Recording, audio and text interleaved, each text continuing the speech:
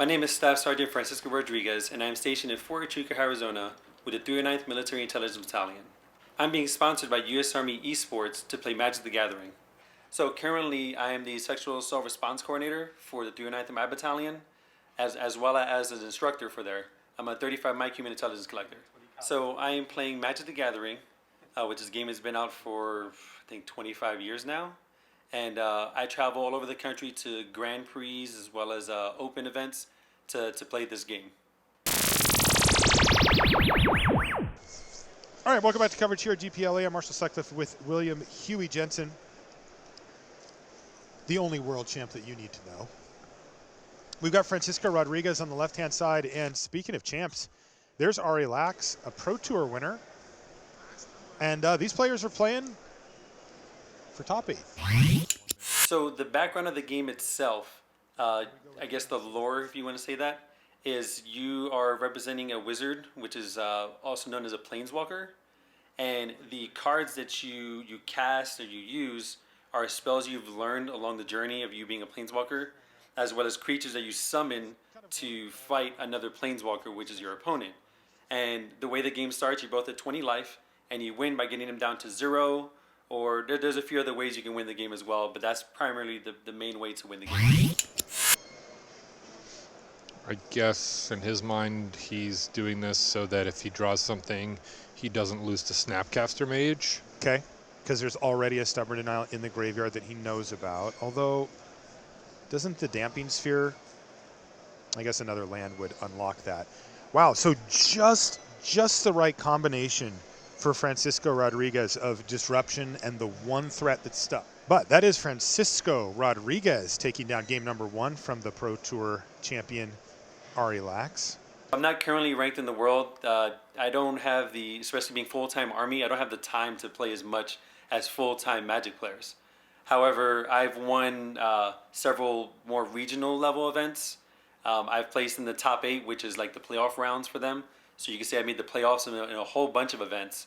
And most recently in Grand Prix Los Angeles, I top-8'd that one, and that consisted of about 1,500 players, including a day one in which I went undefeated. It was me. I was one of 5 players that went undefeated. Upkeep, War of Invention. Stubborn Denial immediately from Francisco. 12 for 1 mana. Is that any good? Wow, that is incredible. Welding Jar didn't die to the EE because Welding Jar cost 0 and the EE was for 1. That is correct. And there's a Snaring Bridge. Ari says, does this resolve? And Francisco says, absolutely. And then I'm going to cast Hurkyl's Recall. And that is Francisco Rodriguez defeating Ari Lax. The way Wizard of the Coast has tried to design it is you can start playing casually with your friends. And if you wanted to, you can become a Mythic champion. These 2 tournaments I have coming up in Niagara Falls and in London, it's 3 different formats. So I'm playing 3 different types of decks. So I've been doing so much research on all 3 of them. It's been insane. So one way you train is by playing a whole lot. I play a lot with my friends. This weekend in Niagara Falls, I'm playing a deck called Legacy Storm, which is one of the most complicated decks to play. It's a combo deck in which you try to kill your opponent in 1 turn. I've been playing Magic for as long as I've been in the Army. I've been playing Magic for longer than I've been in the Army, actually, since I was a little kid.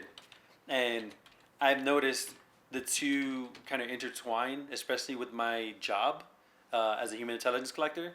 And I've seen a lot of things, especially sitting across the table from one person. It's the same thing I do as a human intelligence collector.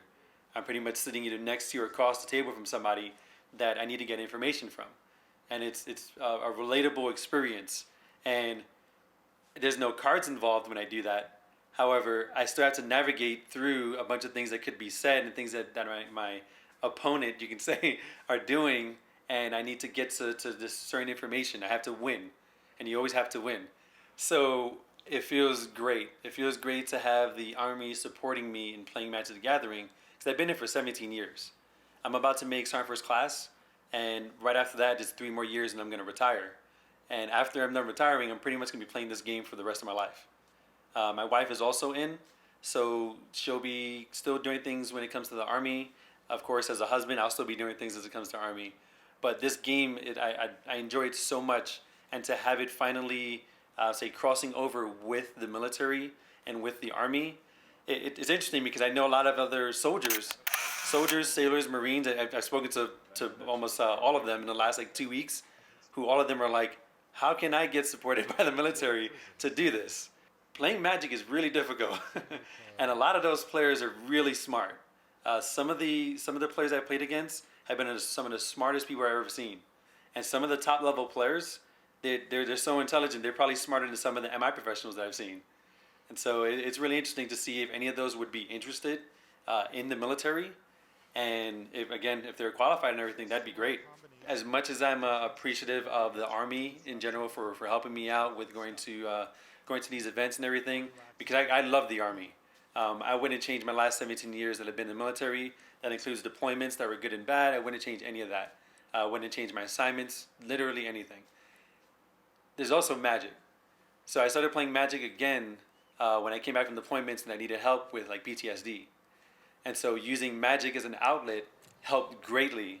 And then the game it changes over and over again, and it keeps you entertained, and it keeps you in it. And it has been so challenging that it's not something I know that I'll just put down. It's something I know that I'll keep playing. And I really enjoy, and I'm really grateful that Wizards of the Coast is able to make a game like this for soldiers, because I know a lot of soldiers that play this game.